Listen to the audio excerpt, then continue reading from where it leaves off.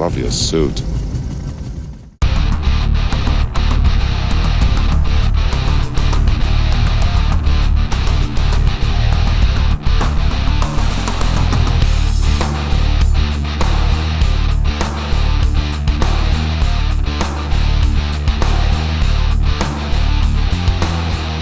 Hello, beautiful people. I am Oliver Perrin, coming at you from a safer space. And this afternoon, I am joined by Mr. Tim Rudisil, the man from high atop a mountain.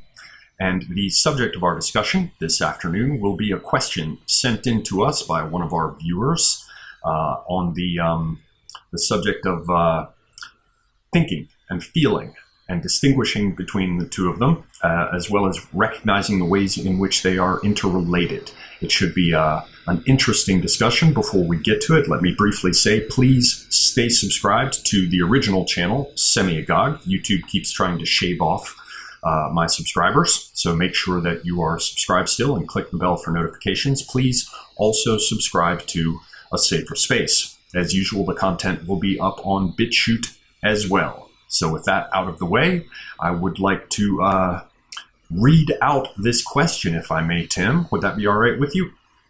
Well, with one exception. Before you read out the question, Patreon. That's all I had to say. Thank you, Tim. And now we have the question from our viewer. This is someone who goes under the handle of Prism, who sent this question along. I thought it was a good one that would spark some interesting discussion to clarify all these things he asks about. So I'll just read it to you directly. He writes, or she writes, I have no idea of the gender, but here we go. I was thinking about the way various politicians try to manipulate people with emotions. And honestly, I think that the concept, as I've heard it discussed repeatedly, is missing the true nature of the manipulation. Imagine we're talking about closing the borders and some cuck politician says, "But think of the children."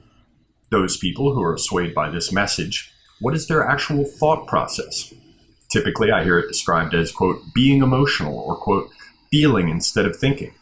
But as I have examined my own mind, I'm not sure I see the qualitative distinction between thinking and feeling. It seems to be more a question of quick or careful thought.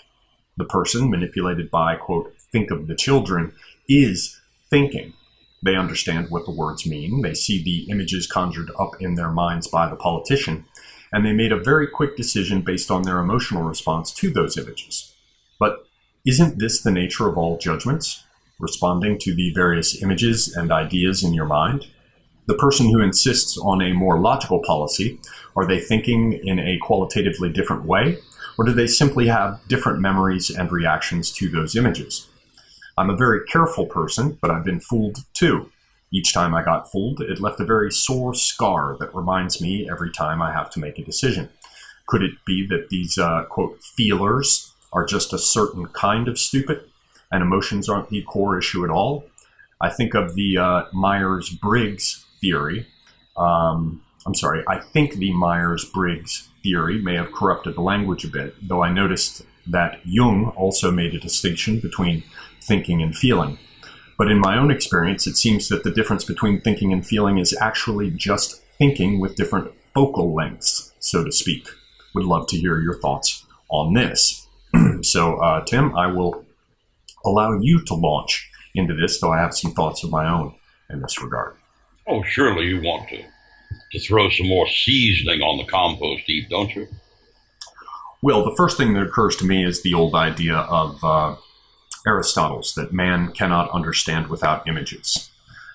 Now, those images can take many forms. For example, you can have highly abstract thought that's mathematical, and yet it uses images as a framework and skeleton for its articulation, for its the sharing of those concepts, for the remembering of those concepts, their communication, in the form of mathematical characters and signs. So there you have an example of very abstract thought that is yet still anchored in images, those being the odd marks and symbols that we see mathematicians throw up onto chalkboards. But as understood by the ancients, of course, for their mathematics coming from the Pythagorean tradition, they would do things like lay out an odd or even numbered set of stones. Those too are images. In the same way, we can have the image of justice that we discussed in a previous clip with the blindfold, the scales, and the sword. There too is a set of images.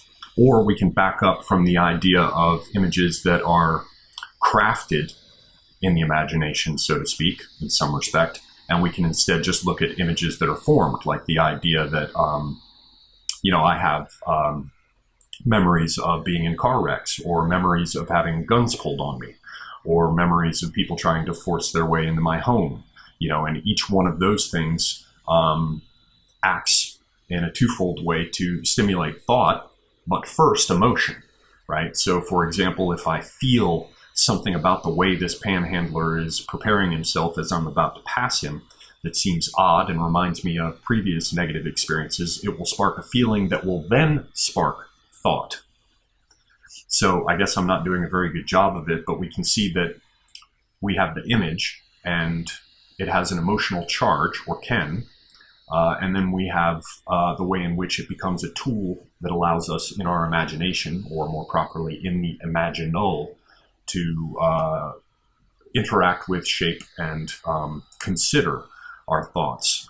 We have the old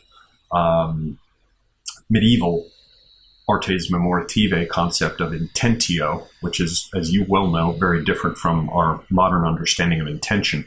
It's the idea that there is an emotional charge that goes with any image, and that emotional charge that it carries is twofold. There's the primary emotional charge, which is the feeling associated with the image when it was imprinted. Like if my mom always used to slap me, if somebody raises their hand to slap me, it's going to create this whole fucking breakdown in my awareness. Oh shit, all the alarm bells are going to go off. This major figure in the formation of my psychology is a threat to me, and the raised hand is a symbol of this, that, and the other thing. There's also the emotional freight that it can be made to carry over time as we charge it. So, there are medieval examples or famous Roman examples, both where some figure from the culture, like if we talk about, what's his name, who put his hand into the brazier and burned it off. You see that. That could, for example, be something that comes from the canon of cultural knowledge, and it has an emotional. And it has was part of the canon of emotional. Yeah, right up there at the headwaters of it for Romans, yes. But you could have the impression of that image and the emotional impression that it left when it was coded into you, perhaps when you first heard about it as a Roman child of, some notable gens from the nobiles, right? But at the same time, you could charge it yourself over time, associating all examples of personal sacrifice made for the Republic. And in fact, the children. But you could then trigger that image yourself when it became time for you to find the emotional wherewithal and fortitude to move forward with some sacrifice you knew you had to make. So you've got the initial impression and then the freight it's made to carry emotionally later. But then again, we come back to the Aristotelian thing, which is the idea that these are actually the building blocks, the assembled units in a kind of space, the space of either the imagination or the imaginal or both, where the articulation and consideration of these elements are what enable us to think at all.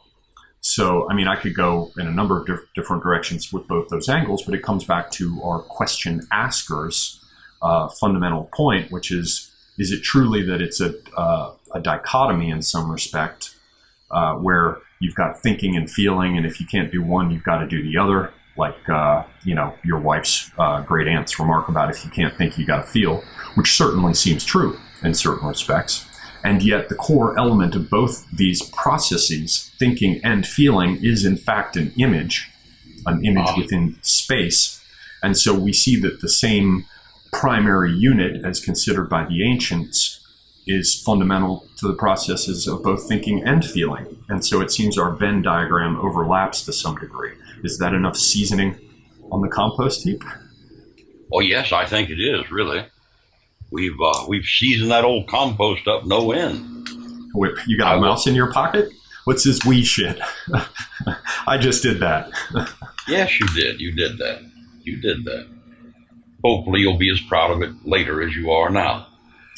Ah, the real thing is that the images that are called forth are only partially understood images. For instance, let's stay with the children, the children. Well, when somebody says that the children, being separated from their parents and all that sort of thing, they act as though the United States government, or whatever government you wanted it to be, decided to separate the parents and the children. They didn't. The law decided that for them.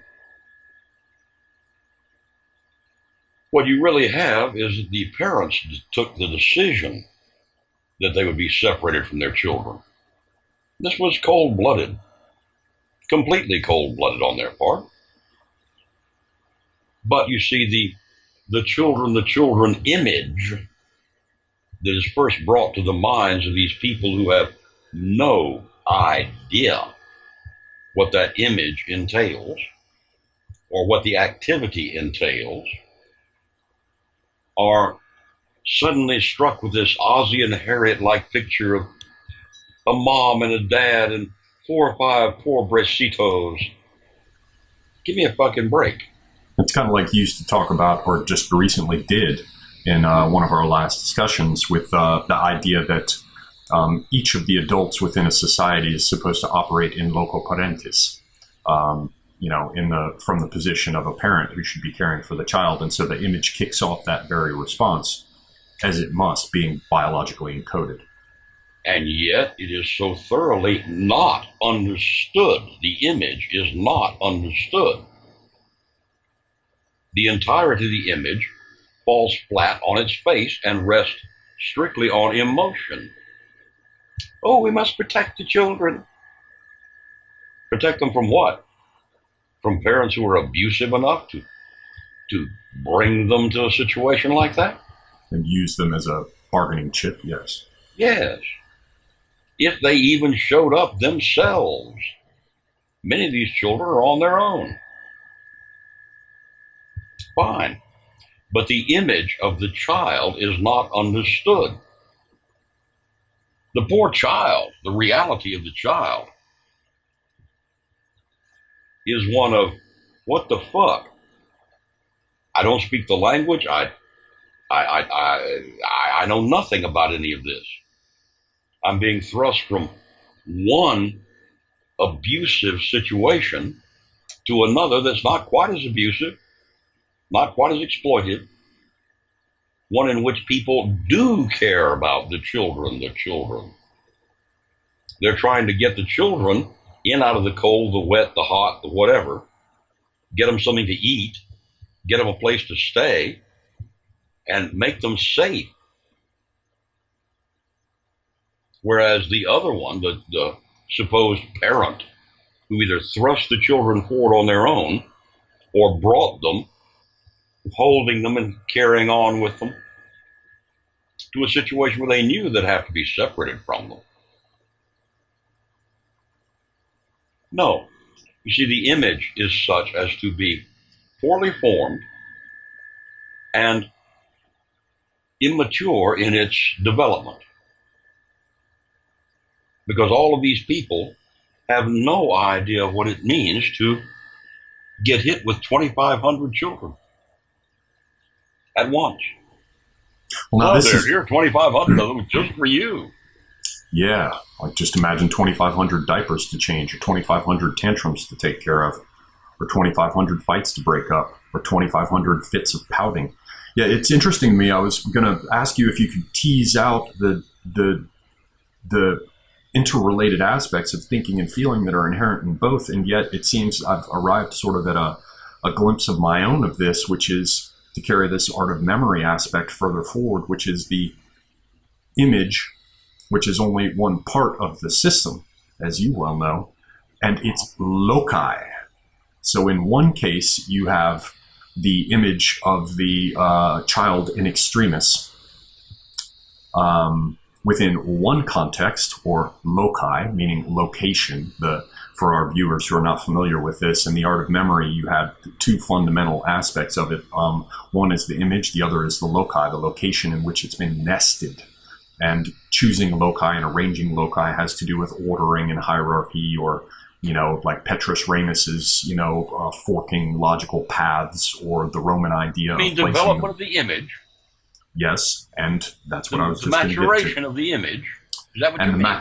The maturation of the image, as I'm trying to tease out here, however clumsily, that being the allowing of the flowering in the mind of the loci, the location in which that image is nested, which provides the necessary context. So with the pearl clutching response, you have the idea of child in extremis, and then what we do is we naturally place it into our own context. Whereas the more mature view, as you would have it, would be allowing the loci around this image to flower as it truly is, which is, realizing that this is yet another move in a long chain of cynical exploitations. Performed by the parents or those that were in the position of parents.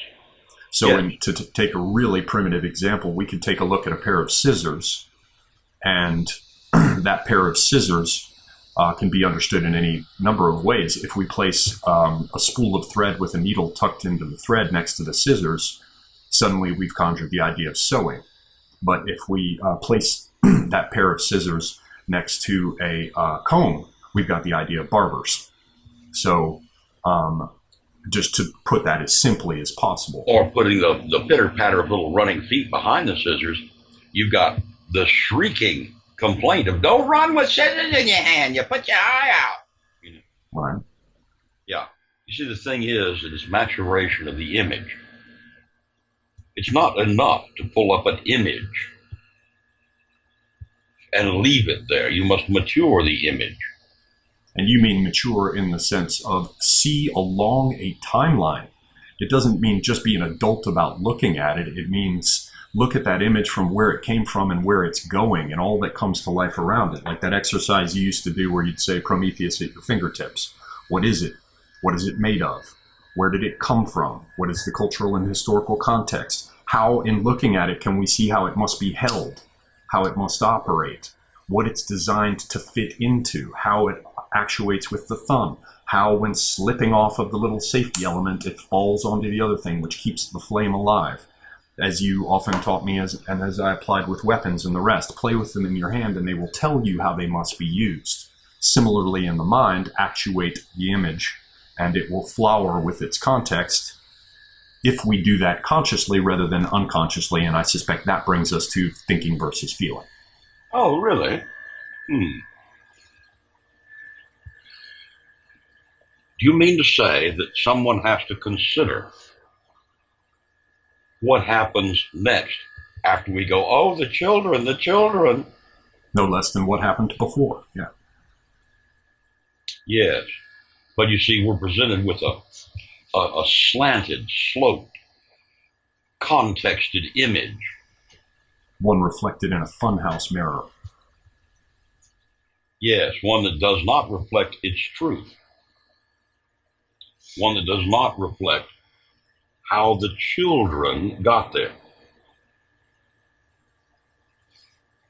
What the parents determined this child has to go through. Not should go through, not might go through, has to go through. You can't just walk into the United States. I'm terribly sorry. It's not done.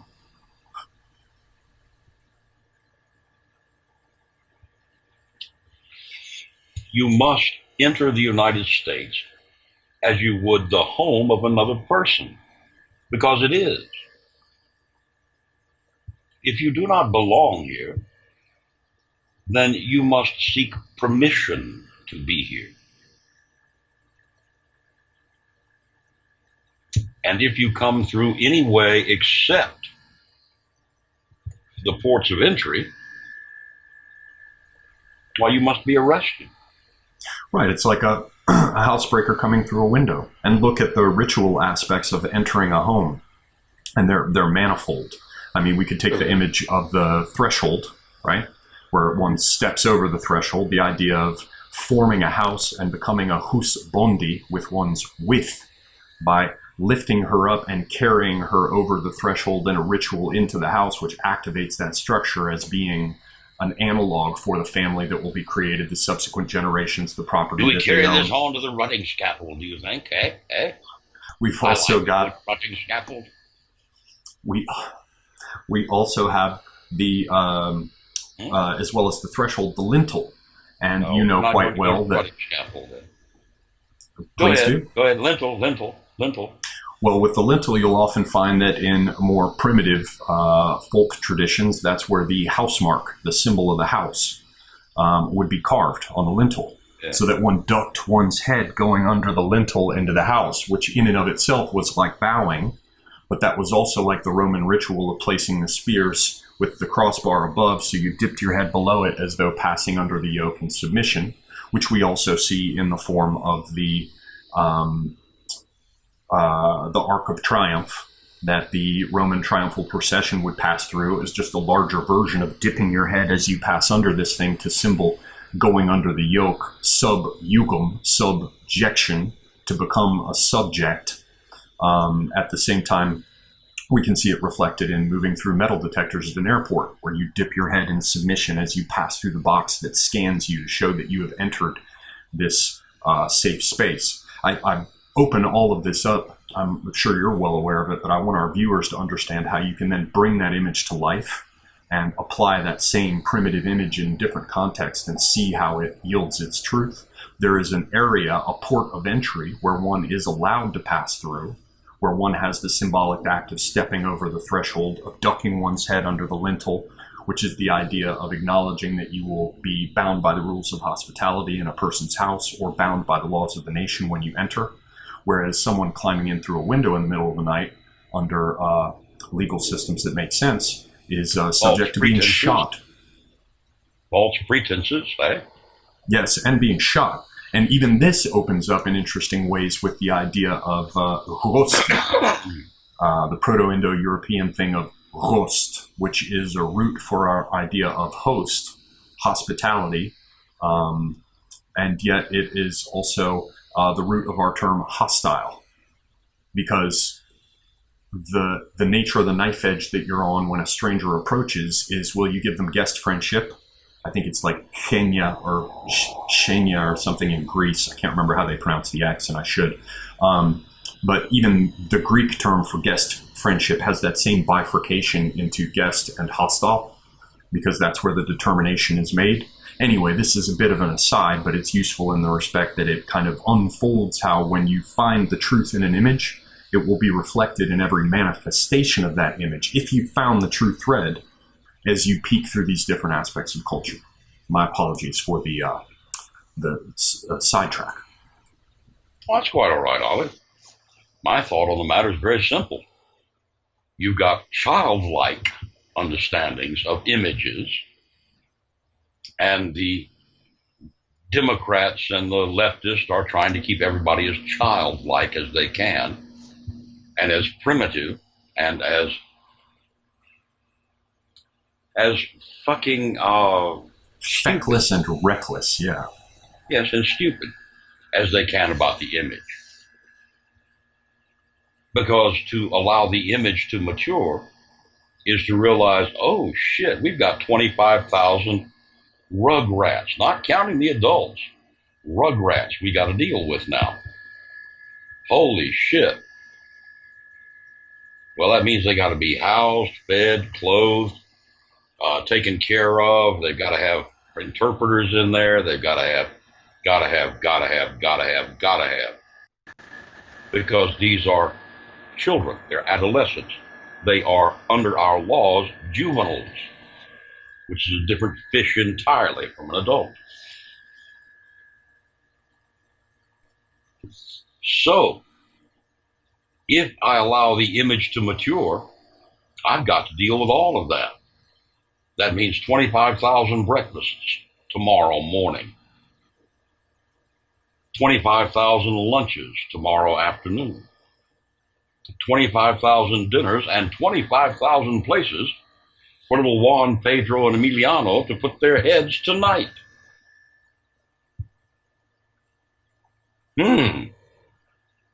That's when the image matures. Then you've got to decide, well, wait a minute, how did all these kids get here? Right, again, describing the arc of before and afterwards. Yes. What is the thing in itself? What does it do? And what it does, yes, what it does is create consternation, confabulation, and confusion, and a vast stripping of resources from the federal government all at once. One of the greatest things ever thought of by the narcotistas was the introduction of all these children. And it is very interesting because it perfectly parallels that knife edge of whether to view a thing that comes over one's threshold or through one's membrane or across one's border as either deserving of guest friendship or as a thing deserving of a response fit for a hostile incursion. Should we play host or should we view it as hostile? The ambiguity is inherent in the etymology of the very word we use.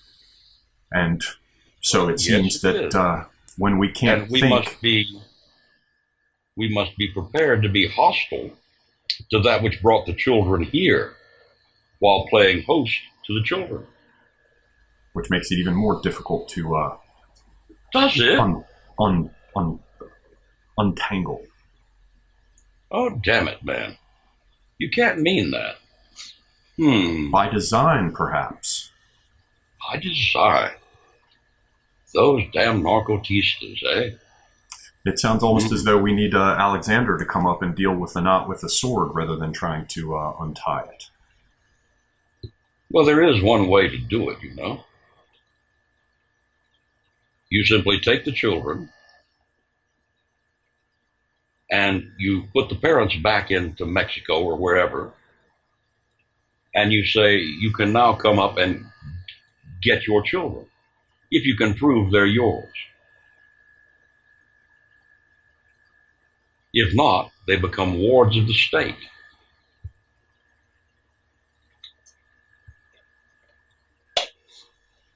Yeah, but who wants, tens of thousands of new wards of the state?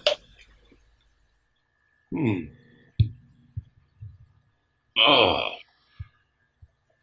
number of things can be done with wards of the state.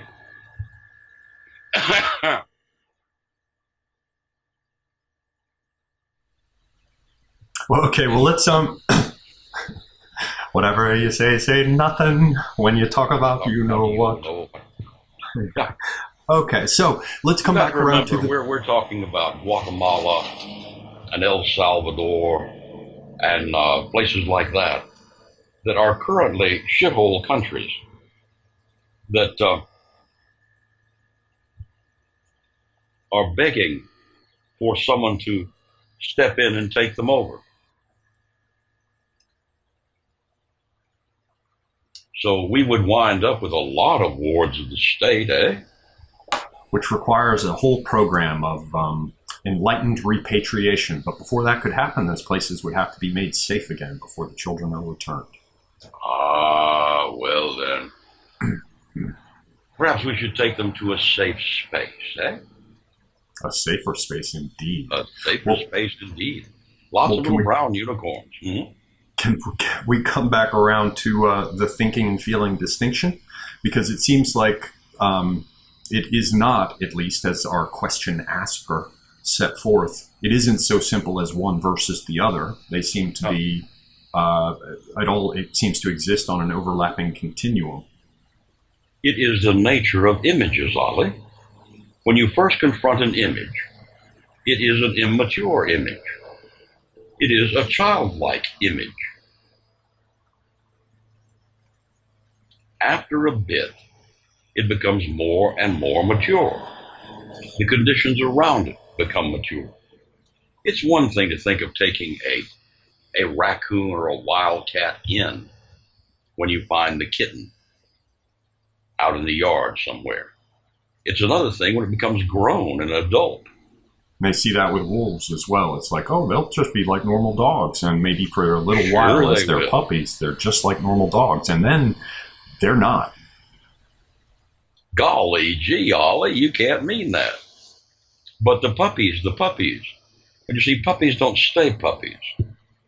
Puppies grow up to be dogs, wolves, full-grown raccoons, full-grown wildcats. They grow up, and their instincts take over. You must be prepared for that. These children will grow up. These children are being traumatized by their treatment. The fact that they're getting more to eat in a day than they ever got. The fact that they've got clean clothes. The fact that they get showers every fucking day.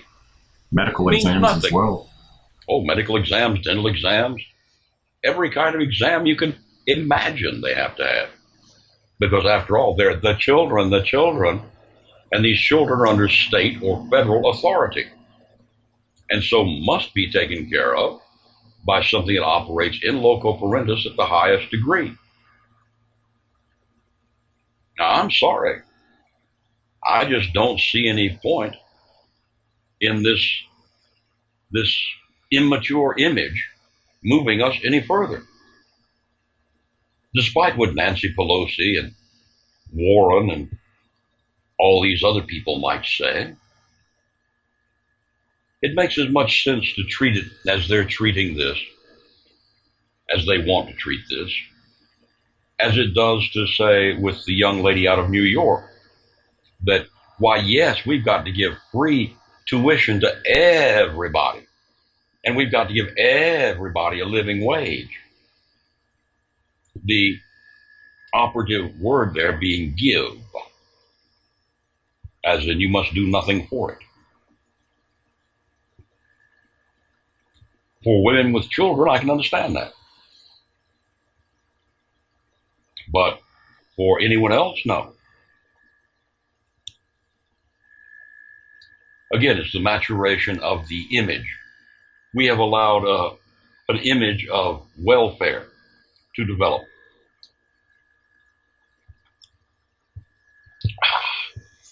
We allow women to have child after child after child and turn around at the end of it when they've got 11 or 12 or 19 of them and go, somebody's got to take care of these children.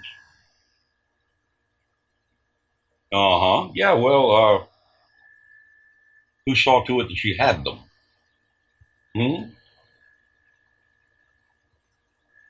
All of these images need to mature. They must mature.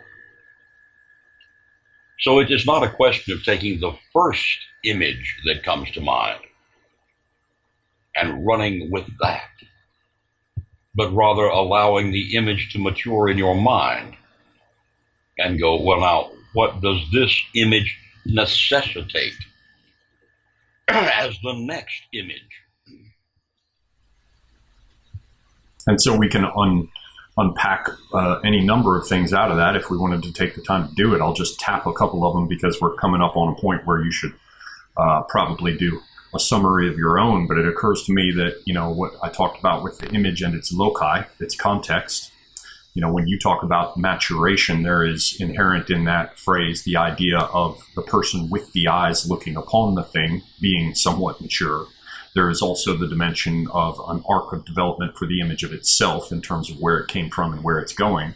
But it also points us to how and why the fake news and the rest of the poisonous recontextualization exercises that we're subject to in the media can be so effective, because what they do is they present the image in a false context, knowingly so, in order to perpetuate all of this nonsense. But these are just a few of the things that occur to me. Of course, we're limited by time. How in the next 5 minutes or so would you bring this around for all of us so that it provides proper food for thought? I think that Trevor Noah ought to take them all into his house and provide them all with a good place to live, a loving father, and a loving mother if he can find one. And I think that Trevor Noah, as the epitome of New Age male, should be right there in the middle of this immature image. Not just talking head, but a caring, feeling person. Someone who wants to help them. Someone who provides out of his own pocket for them. After all, it can't be that much. There are only 25, 30,000 of them so far. And we've got Trevor Noah, and we've got, goodness gracious, that Maxine Waters person out there in California. She has lots of money and a big house in a nice subdivision. I think they ought to take in all these children. And they could send the rest to Miss Warren and to Nancy Pelosi and all of these. Ocasio-Cortez and Clinton and Anderson Cooper and Joy in the Morning and Morning Joe and Mika. Yes, I think so. I think very much so. Because they seem to understand the images so much better than I do. So much better than the United States government does. I think they ought to take their share of responsibility for this. And I think they should get right in there and get with it and provide them a place to live in this kinder, gentler world they see, where you don't have the maturation of the image, but everybody plays little brown unicorns all day long. Right.